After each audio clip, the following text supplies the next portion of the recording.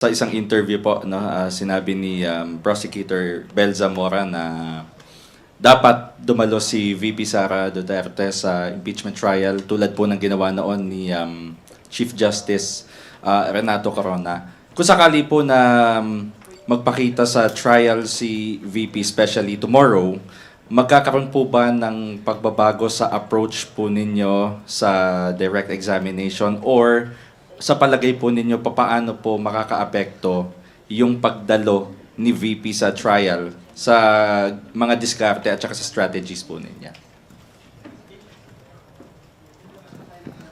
Well, sa tingin ko, hindi naman makakaapekto yun dahil as we always say and always state that the prosecution panel, the prosecution team is prepared to do their direct examination sa mga witnesses at mga ebidensyang inilatag natin. So, kahit sinong umattend, wala naman hong epekto yan sa pag-conduct ng direct examination doon sa ating mga witnesses. Sa aking palagay, mas makakabuti na umattend ang ating pangalawang Pangulo nang sa ganon, marinig natin kung ano ang sagot doon sa mga aligasyon na inailatag dito sa articles of impeachment na inihain ng ating House of Representatives.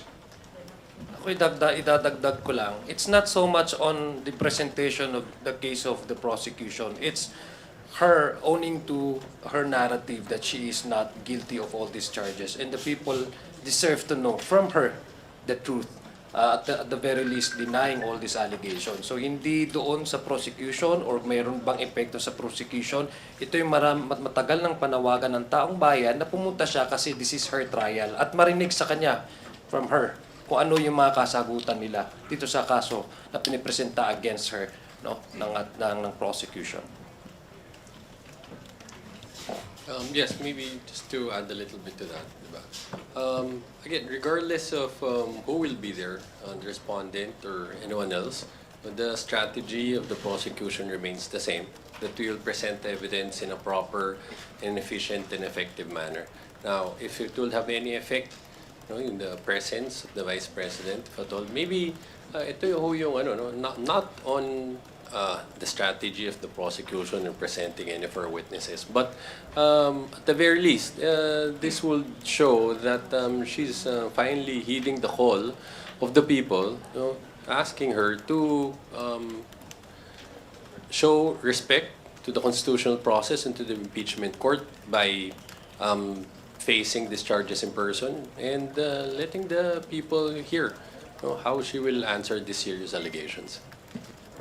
So sa makatwid po, safe to say, walang magiging intimidation. Hindi kayo may intimidate kahit na may presence, kahit na dumalo po si VP. Ako magpapasalamat ako siguro.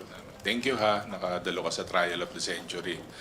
Malaking bagay po na nandito kayo kasi matagal na po itong inaabangan, saka nasa tamang forum na po tayo para masagot yung mga katanungan at saka mga allegations. So, thank you po, ma'am. Salamat.